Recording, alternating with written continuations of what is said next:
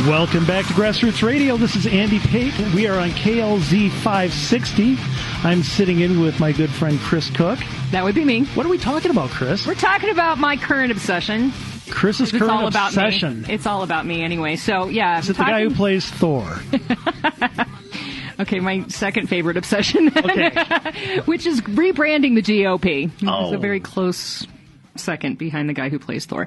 But, yeah, rebranding the GOP. I mean, this is something that absolutely has to happen, and everybody knows it. All of us know that. Establishment knows it. Liberty knows it. It does not matter who you are. If you are a Republican affiliate, if you are affiliated as a Republican voter, then you know that the brand promise we have as the GOP is nothing.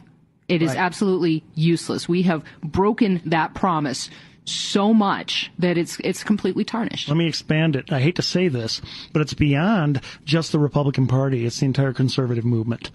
The brand is damaged. People hear you're a Tea Partier, they think you're a nut. They hear you're in the Christian right, they think you want to control their lives. They hear that you're a Republican, they think you're lost. There's a lot of, but what I'm talking specifically about doing is rebranding the Republican Party itself. Okay. And yes, I mean, we have problems all throughout all that. Most of them are liberal created, but the problems with the GOP are self-created, which means that we have the opportunity to fix them ourselves. So we've got John on the line. John, welcome to Grassroots Radio. What do you got for us? Yes.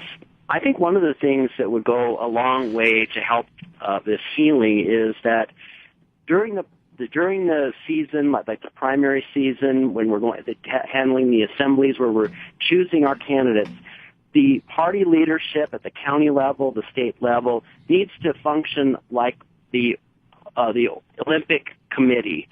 They're not involved in picking winners and losers, who's going to win in the Olympics. They are just supposed to be involved in creating the structure. They're supposed to remain neutral, supposed to be a level playing field, but they are not to be involved in determining and influencing the outcome. And I think that if we have that kind of neutrality from the county level and the state level and the national level, and letting the people in the party determine who the nominees are going to be, that would go a long way to bringing about the unity that we are looking for. Hey, John, let me ask you something, because I think you're dead right. Can you give me an example? Are you talking like at the county level? What do you mean? Do you see a lot of the county chairs influencing things there, or are you talking more state or national? Well, I think I've seen it at all levels. I've seen some of it at the county level, but but I'm thinking that it tends to be more egregious at the higher up you go, where there's more power and more money involved. I think there tend to be more violations, in general at like the state levels or at the national level, but it needs to be guarded against at all levels. The neutrality, absolutely, I think, is critical. Absolutely agreed. And I do agree with your assessment too. I think the closer you are to the grassroots, i.e. if you're at the county level, you're going to see a lot less of that happening. But here's the problem, is that we're not going to be able to stop it right now. I just don't believe that we're going to be able to stop that kind of shenanigans. They are going to put their thumb on the scale, and they're going to do what they can to influence things so that they feel that they can win. Now, and I think that that's a really, really important point to remember, is that they're trying to win, not necessarily always trying to defeat the Tea Party. I think they're trying to win the race. And so from that perspective, we, the Liberty camp, have a chance to move that needle, as you and Corey and I talk about, Andy. We have a chance to move that needle so that the public opinion, especially within the Republican primary process and the people who are making those Republican nomination decisions, i.e. the voters, we have a chance to say, you know what, this is the candidate who is going to win. And we have a chance to influence their perception of that. That's what I want us to be focusing on here over the course of the next few months, or the next year and a half. Does that make sense? Are you saying that that we just need to focus on what our responsibility is, organizing at the grassroots level and backing the candidates that we believe in, and being organized and knocking on doors and making phone calls and raising money and dropping flyers. That we need to just take control. Is that what you're saying? Well, yeah, John, but also that doesn't mean we can never protest. Ha ha ha. We love to protest. We're conservatives. But I got to tell you something. You just committed a cardinal sin. Oh, did I? Yes. You actually brought up my point before I was going to. See, that was one of them. You see, I'm deeply hurt now. I was going to look, my gosh, I was going to look brilliant. You know, people are going to be like, oh my gosh, Andy knows this stuff. And you brought it up first. But anyway, thank you. Fantastic question. Yeah, thanks, John. I really appreciate your call. And that is, it's a great point. I guess what I'm trying to say, Andy, is that we need to focus on the things that we can control. Right.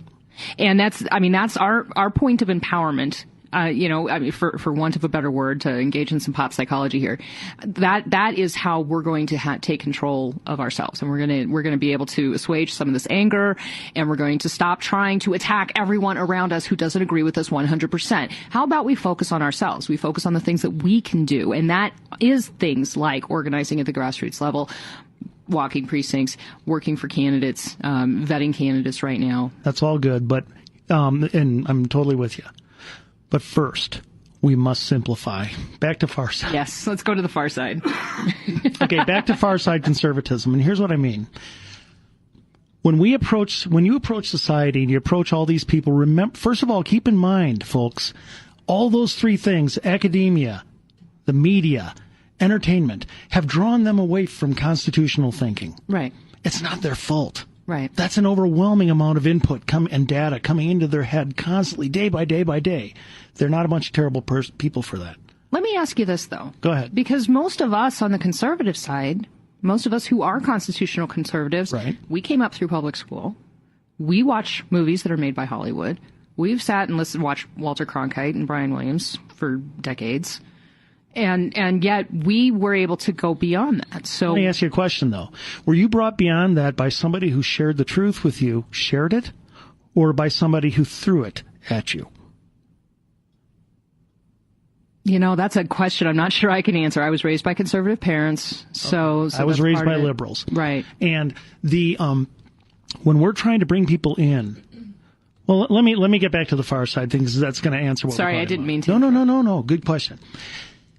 Here's what I mean. Here's how you come across as a Doonesbury cartoon. It's if you come to these people who are being programmed constantly by all those major forces, and you come to them with your lists.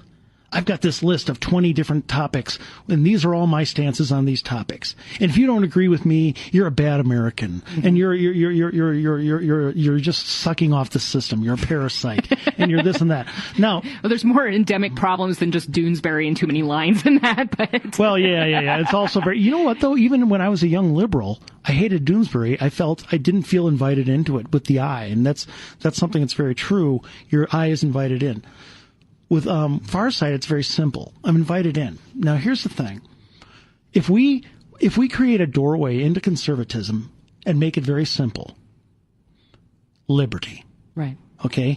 What unites all conservatives? It's liberty. Yeah. We disagree on how to apply it, how to protect it, and how to advance it politically. But we all agree on it. Right. The left does not. So if we go to people and say this, you know, my two lines that I always use, let's let these be the doorway. Number one, I want to control my own life, not yours.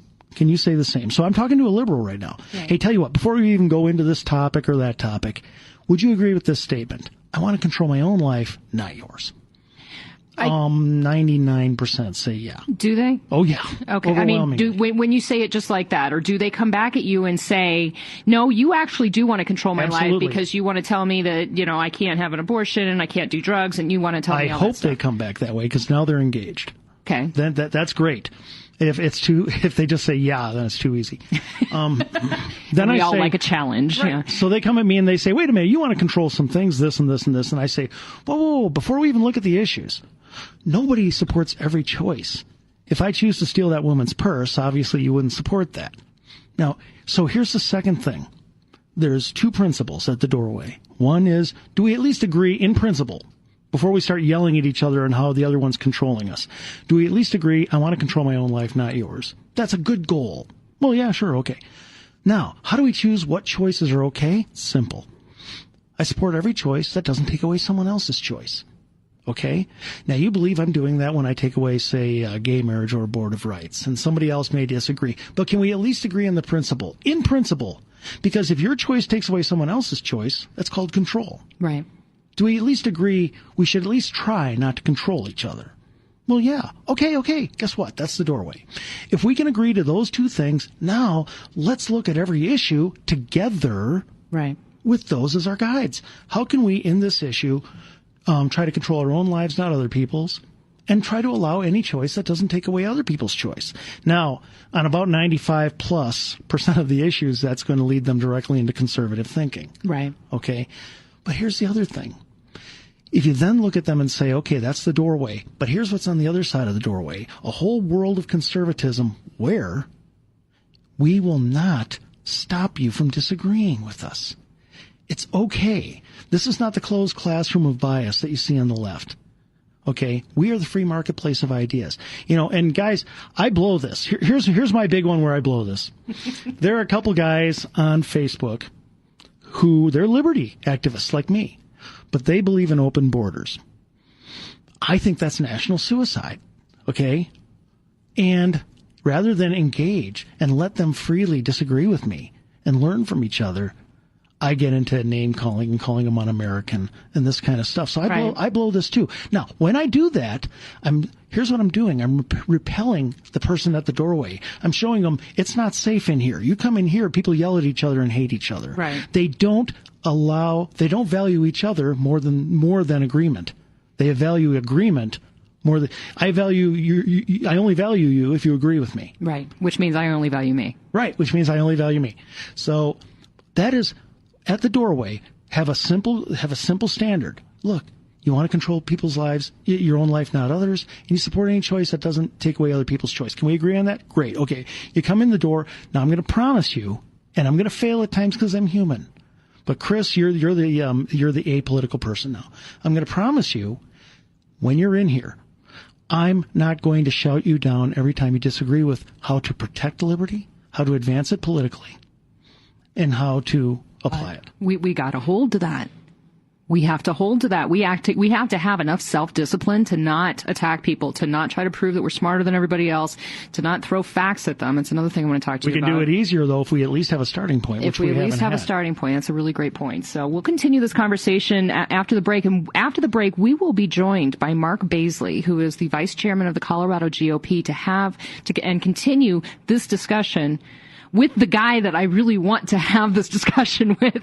I mean, besides you, because this is the stuff that needs to happen at the Colorado GOP. That's the starting point for disseminating this type of attitude and disseminating this type of an approach all the way throughout the state. We could turn Colorado back around for conservative values if we have the right approach from the top all the way down. That's what I'm hoping for. So we will be joined by Mark Baisley. It's going to be a lot of fun. If you have any friends who you think would enjoy this program, send them the podcast, grrc.podomatic.com. I'm Kris Cook. This is with Andy Pate hitting the microphone, and you're listening to Grassroots Radio Colorado on KLZ 560. KLZ 560. KLZ